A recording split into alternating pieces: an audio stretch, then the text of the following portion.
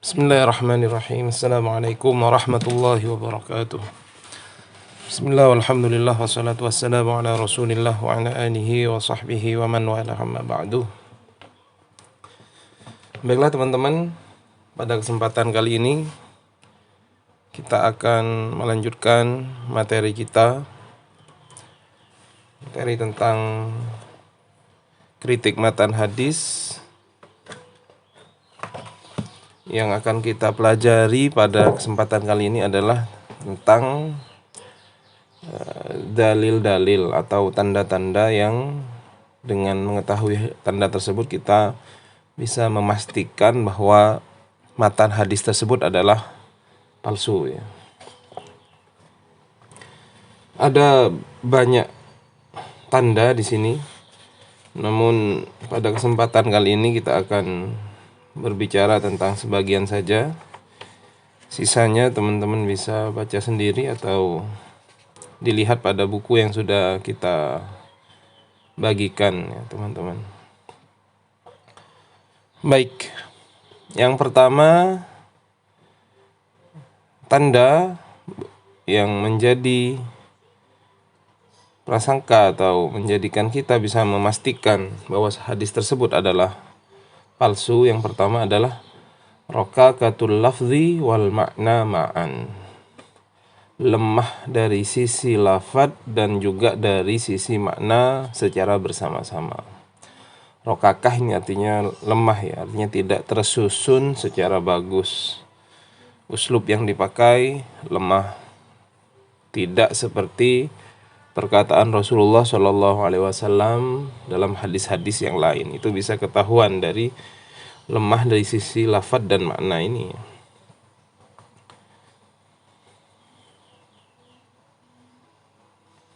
Karena ahlul hadis itu, karena dari saking lamanya mereka meneliti, membaca kitab-kitab hadis, akhirnya mereka mempunyai malakah ya, mempunyai sebuah kemampuan yang otomatis ketika melihat hadis yang seakan-akan ada kerancuan, itu mereka bisa melihat dan memastikan bahwasanya itu adalah palsu ya.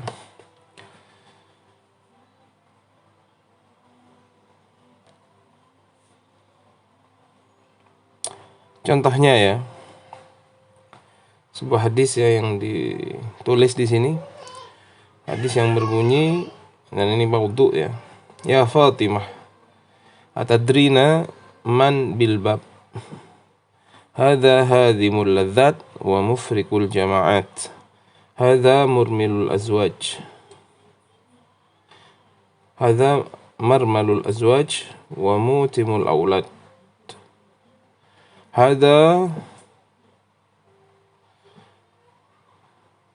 mukhrabud daur wa amirul kubur, wa hadza malakul maut, udhul yarhamukallahu ya malikal maut.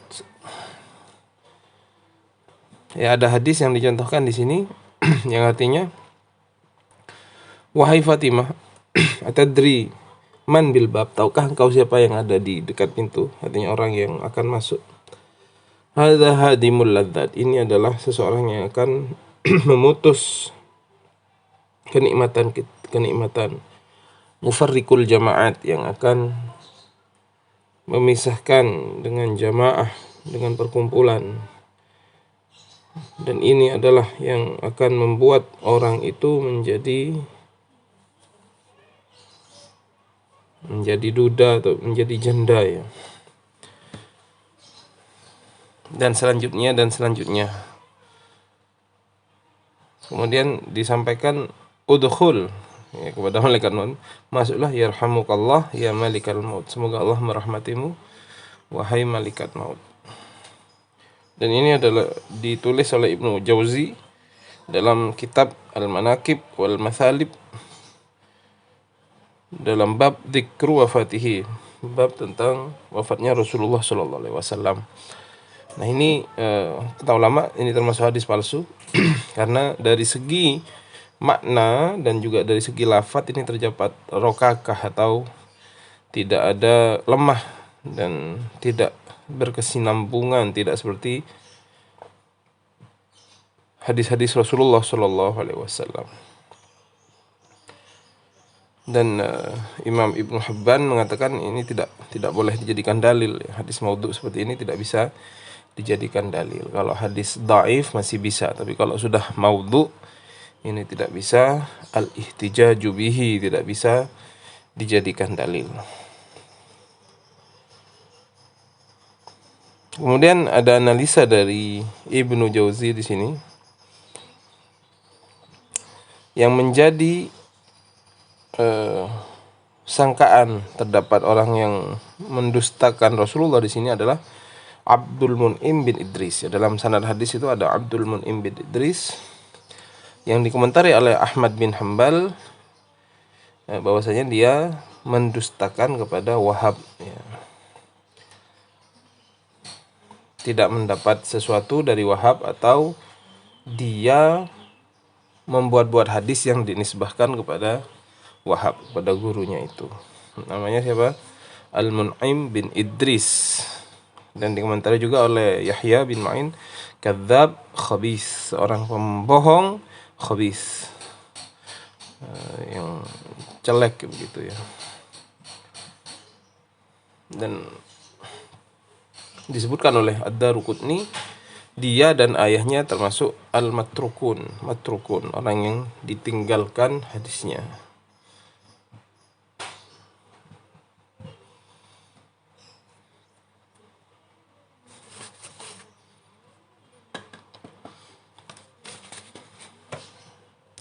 Baik, yang kedua, salah satu ciri, yang pertama tadi rokakatul lafzi wal ma'na ma'an. Yang kedua, ayyakuna al-hadithu mukhalifan libadihiyatil uqul min ghairi ayyumkina ta'wiluhu. Hadis itu membedai dari sesuatu yang bersifat badihi, ya, sesuatu yang bersifat pasti menurut akal, ya, dan tidak mungkin untuk ditakwil. Bagaimana contoh hadis yang menyalahi akal ini, ya? Seperti hadis palsu, ya, inna safinata nuhin tafat bil baiti sab'an wa sallat khalfal maqam rak'ataini. Sesungguhnya safinah Nuh, sesungguhnya perahunya Nabi Nuh ketika terjadi banjir itu, tawafat bil baiti sab'an, dia bertawaf, berkeliling di Baitullah itu 7 kali, ya. Dalam keadaan banjir masih bertawaf 7 kali. Wa shallat khalfal maqam rak'atain, dan dia sholat, perahu tersebut sholat di belakang makam Ibrahim di Mekah sana 2 rakaat, ya. Ini kan gimana, ya, ada hadis perahu sholat dan keadaan banjir pula, ya. Nah, ini membedai dengan badihiyatul uqul. Tidak mungkin orang yang berakal mempercayai bunyi hadis yang semacam ini, ya. Berikutnya yang nomor 3, ayyakun al-hadis mukhalifan lil qawaid fil hikam wal akhlaq. Hadis palsu itu menyalahi kaidah-kaidah dalam hikmah dan akhlak. Seperti hadis jawrut turk wala adlul arab, kezaliman bangsa Turki dan juga bukan keadilan bangsa Arab. Dan dikomentari oleh Mulla Al-Qari, ya, tentang hadis ini, ya. Beliau mengatakan, Mulla Al-Qari, huwa kufrun bidhahirihi haitsu faddala zulma jama'atan. Dan hadis ini adalah hadis yang kufur, ya, pada zahirnya, kenapa? Karena dia mengumumkan kezaliman atau menyamaratakan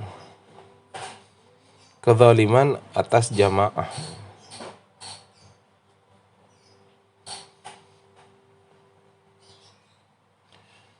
Ma'a anna ahlal adli, kata beliau, sungguhnya ahlu keadilan, orang yang bersifat adil, ahsanu ajnasin nas, adalah paling baiknya jenis manusia. Wahlul jaur, dan orang yang penuh kezaliman, kesalahan, asluhum anjas. Al anjas adalah asal mereka adalah mereka najis.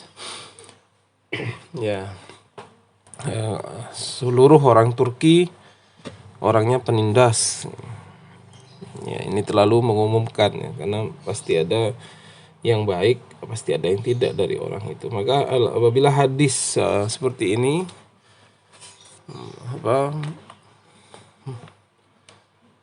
melebih-lebihkan satu kaum, tapi keterlaluan ya dalam hal kejelekan, dan diberi sifat secara umum, itu bisa menjadi indikasi bahwasanya hadis ini palsu.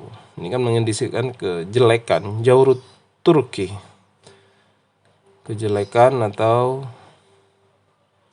penindasan yang dilakukan oleh orang-orang Turki, dan juga tidaklah keadilan orang-orang Arab.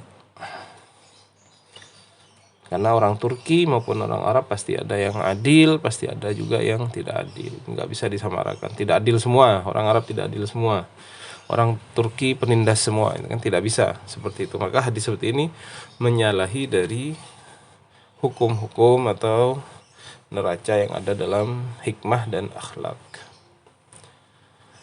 Berikutnya yang nomor 4, ayyakunal hadis da'iyan ila syahwah wal mafsadah. Hadis tersebut mengajak kepada syahwat dan juga kepada kerusakan.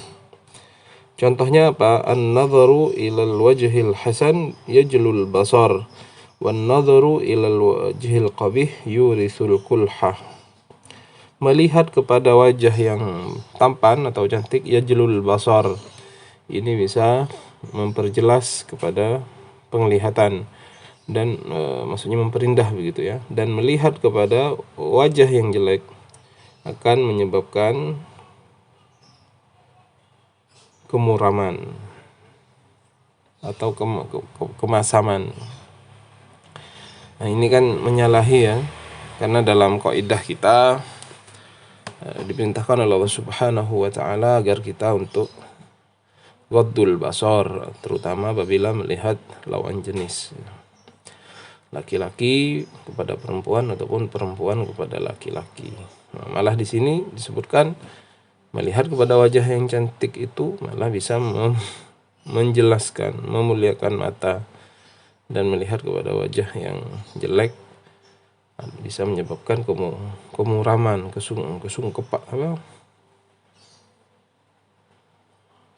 muka masam begitu ya. Ini tidak benar yang seperti ini. Memang kalau kita melihat wajah yang tampan tapi sesama jenis, tidak ada masalahnya. Karena melihat wajah orang tampan dan ingat bahwasanya yang memberi ketampanan itu Allah, dan mengucapkan subhanallah misalkan, masya Allah, itu berpahala.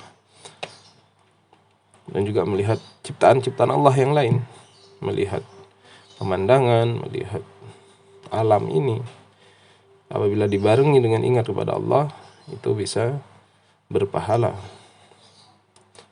Tetapi ini kan tidak seperti itu bunyi hadisnya, diumumkan ya. Yang penting melihat wajah yang cantik atau tampan bisa memperindah penglihatan. Berikutnya yang nomor 5, ayyakun al-hadis mukhalifan lil hissi wal musyahadah. Hadis tersebut membedai atau menyalahi his, perasa, indera kita, wal musyahadah, dan sesuatu yang bisa dilihat. Contohnya apa? La yuladu ba'dal mi'ah mauludun lillahi fihi hajah. Tidak dilahirkan setelah 100 tahun gitu ya. Mauludun, seseorang, atau lillahi fihi hajah, yang Allah mempunyai hajat pada orang tersebut. Ini kan menyalahi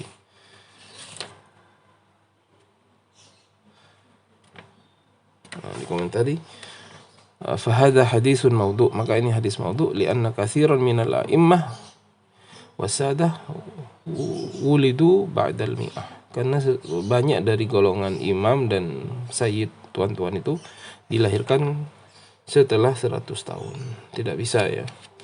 Artinya ini menyalahi kenyataan. Hadis ini menyalahi kenyataan yang sudah dilihat oleh orang-orang. Ini juga menjadi bukti bahwasanya hadis tersebut adalah maudhu'. Berikutnya yang nomor 5, ayyakun al-hadis mukhalifan li qawaid at-tibb wal al-muttafaq 'alaiha. Bahwasanya hadis tersebut menyalahi tentang kaidah kedokteran yang disepakati, seperti hadis al-badinjan syifaun min kulli da'in. Iya.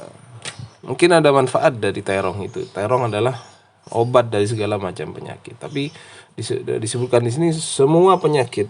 Ya, sakit apa saja bisa diobati terong. Mungkin ini terlalu menggeneralisir. Kalau terong itu bermanfaat, ada vitaminnya, memang benar. Tetapi untuk menggeneralisir bahwa dia adalah obat itu tidak bisa ya. Kalau yang sampai kepada kita memang ada, misalkan seperti jintan irang itu ada hadisnya.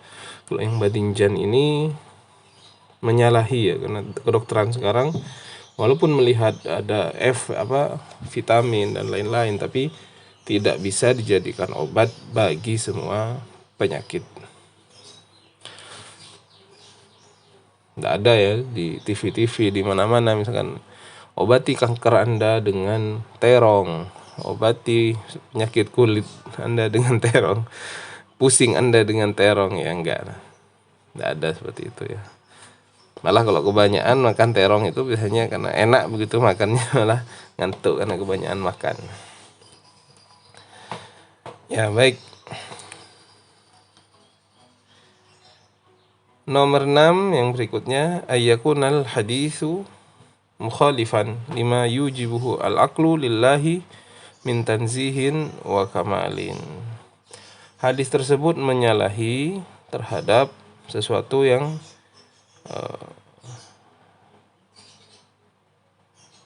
mewajibkan kepada akal untuk menyucikannya atau memberikannya sifat sempurna. Seperti apa? Hadis innallaha azza wa jalla khalaqal farsa fa ajraha fa'ariqat thumma khalaqa nafsahu minha. Sesungguhnya Allah menciptakan kuda, kemudian dinaiki. Setelah itu dia berkeringat, kemudian dia menciptakan dirinya dari keringat itu. Ini kan bertentangan dengan bagaimana kita mentanzih Allah Subhanahu wa taala dan memberikan sifat sempurna kepada Allah taala. Bagaimana seorang pencipta Rabbul Alamin menciptakan dirinya sendiri dari keringat kuda? Ini kan mustahil ya.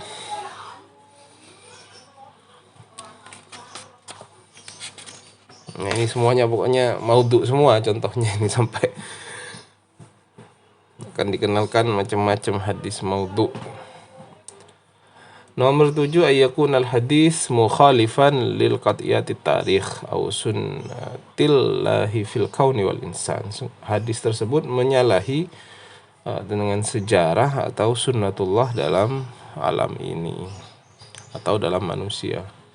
Semisal hadis Waj bin Unuki at-tawil alladhi qasada wadi'ahu at-ta'na fi akhbaril anbiya fa innahum yajtari'una ala hadhil akhbar. Seperti hadis tentang Waj bin Unuk, dan ini dikabarkan sangat tinggi, di mana katanya Nabi Nuh ketika terjadi banjir itu minta tolong kepada Waj bin Unuk ini dan memintanya untuk ditolong karena tinggi sekali ketika banjir melanda dunia yang menenggelamkan semua manusia kecuali yang ada di bahteranya Nabi Nuh itu. Banjir itu katanya hanya sampai kepada mata kakinya, tinggi banget. Dan ini juga menyalahi dengan sejarah, tidak pernah seperti itu, semuanya tenggelam kecuali yang ada di bahteranya Nabi Nuh. Jadi manusia setelah itu semua keturunannya Nuh atau orang-orang yang berada di bahteranya Nabi Nuh, karena semuanya tenggelam ya. Bumi banjir melanda semua bumi.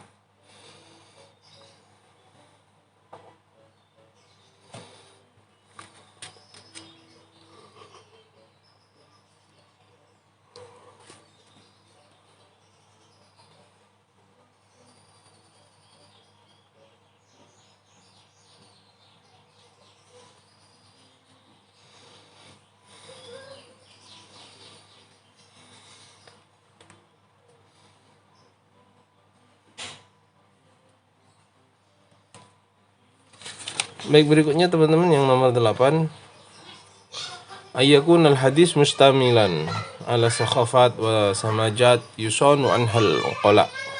Hadis tersebut mengandung hal-hal yang remeh yang kemudian tidak mungkin diterima oleh orang-orang yang berakal. Contohnya apa? Ad-dikul abyad al-afraq habibi wa habibu habibi Jibrilu yahrusu baitahu sittata asyara baitan min jiranihi. Ad-dikul abyad, ayam putih. Habibi adalah kekasihku, habibu habibi, dan kekasih kesayangan, kekasih daripada kekasihku. Jibril yahrusu baituhu, Jibril menjaga rumahnya, sittata asyara baitan, dan juga 16 rumah min jiranihi, dari tetangganya ya. Kalau ingin dijaga Jibril, kalau berdasarkan hadis palsu ini, harus pelihara ayam putih. Ini kan nggak mungkin ya, orang yang berakal nggak mungkin percaya kepada ayam putih adalah kekasih dan kekasih daripada kekasihnya Allah. Ayam putih adalah kekasih Allah dan kekasih dari kekasihnya Allah. Dan Jibril akan menjaga rumahnya dan juga 16 rumah dari rumah tetangganya. Kalau kita punya ad-dikul abyad, ini ayam putih, ini nggak mungkin. Berikutnya yang nomor 9, ayyakun al-hadis mukhalifan li sharihil Qur'an al-Karim bihaits la yaqbalu ta'wil. Hadis tersebut menyalahi dari Al-Qur'anul Karim yang tidak mungkin ditakwil. Seperti hadis waladuz zina la yadkhulul jannah illa sab'ati abna. Anak zina tidak akan masuk surga sampai 7 turunan. Ini bertentangan dengan Al-Quran. Wala taziru waziratu wizra ukhra. Seseorang tidak akan menanggung daripada dosa orang lain. Artinya anak zina itu tidak membawa dosa dari kedua orang tuanya. Dia dilahirkan fitrah, suci, tidak membawa dosa apapun. Dosa ada di kedua orang tuanya yang telah melakukan zina, sedangkan anaknya tidak seperti itu. Kemudian nomor 10, ayakun al-hadis mukhalifan li sharhi sunnah al-mutawatir. Hadis tersebut membedai kepada sunnah mutawatir. Seperti hadis apa? Idza haddastum anni bihaditsin yuwafiqul haq fakhudhuhu bihi haddastu bihi aw lam uhdithu. Apabila engkau menceritakan atau berbicara tentangku, hadis, menyebarkan hadis tentangku yang hadis tersebut sesuai dengan kebenaran, maka ambillah hadis tersebut. Baik aku mengucapkannya ataupun aku tidak mengucapkan. Artinya kalau berdasarkan hadis palsu ini boleh kita berbohong atas Rasulullah, dan ini menyalahi daripada hadis mutawatir, man kadzdzaba alayya muta'ammidan falyatabawwa maq'adahu minan nar. Barang siapa yang berdusta atasku dengan sengaja, maka bersiap-siaplah dia untuk masuk neraka.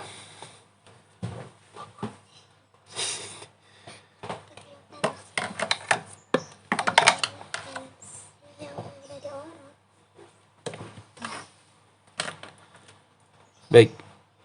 Nomor 11, yakun al-hadis mukhalifan lil qawaid al-'ammah al-ma'khudah min al-Qur'an wa sunnah. Hadis tersebut menyalahi kaidah umum yang diambil dari Al-Qur'an dan sunnah. Seperti hadis man wulida lahu maulud fasammahu Muhammadan tabarrukan bihi kana huwa wa mauluduhu fil jannah. Barang siapa yang mempunyai anak gitu ya, kemudian dia beri nama Muhammad dengan niat tabarruk kepada Nabi, maka dia dan anaknya tersebut akan masuk surga. Menyalahi ya karena seseorang itu masuk surga dengan amal dan rahmat Allah Subhanahu wa taala, bukan sebab pemberian nama ya. Berikutnya yang nomor 2, ayyakun al hadis mukhalifan lil ijma'. Hadis tersebut menyalahi ijma'. Seperti apa? Man qada salatan minal faraid fi akhir jum'ah min syahri Ramadan kana dzalika jabiran likulli salatin faitatin fi umrihi ila 70 sanah. Barang siapa yang mengqada salat fardu pada akhir Jumat pada bulan Ramadan, maka hal tersebut dapat menutupi semua salat yang dia tinggalkan selama umurnya sampai 70 tahun ya. Ini kan menyalahi ijma' ya. Kalau kita misalkan tertinggal berapapun salat itu harus diganti. Tidak cukup hanya dilakukan sekali dan bisa menambal seluruh kekurangan atau salat-salat yang kita tinggalkan. Ya teman-teman, salat ini penting ya. Makanya dari saking pentingnya kalau misalkan kita lupa atau terlewat waktunya, ini harus segera kita qadha ya. Harus segera qadha. Jangan sampai tidak diqadha dan tidak melakukan salat tersebut. Nomor 13, di antara tanda-tanda yang bisa kita pastikan bahwasanya hadis itu palsu adalah ayyaktarina bil hadis jumlah minal qara'in tadullu ala butlanihi. Hadis tersebut kemudian ada qarinah ya. Qarinah atau indikasi hadis lain yang yang memastikan ya bahwasanya hadis tersebut adalah bohong. Seperti hadis wudi'a al-jizyatu an ahli Khaybar, bahwasanya jizyah itu tidak ditetapkan, tidak diberlakukan atas ahli Khaybar.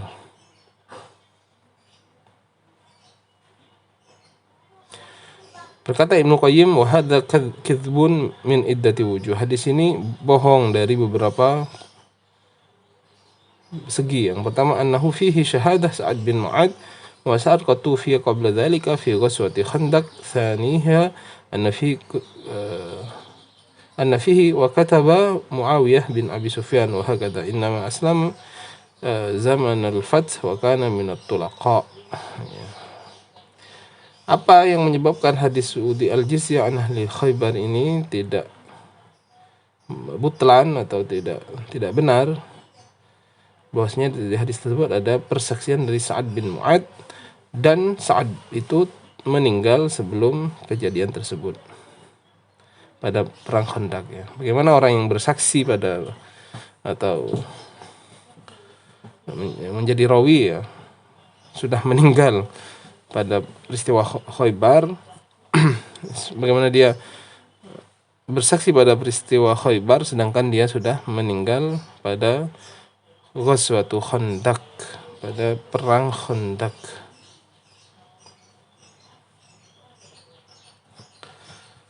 Itu salah satunya, teman-teman.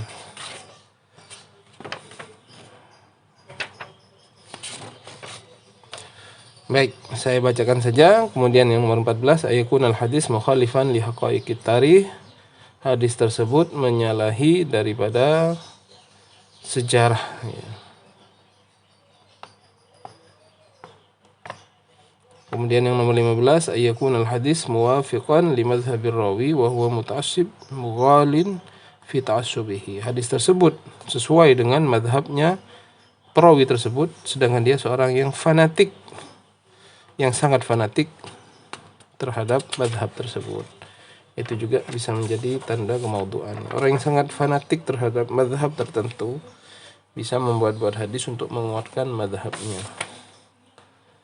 Kemudian yang nomor 16, ayat dhamman hadis amran min sya'nihi ayin tatawafar ad-dawa'i ala naqlihi li'annahu waqa'a bi mashhad 'azim thumma la yashtahir wa la yarwihi illa wahid. Hadis tersebut seharusnya bisa menjadi hadis yang masyhur ya, karena terjadi di depan umum.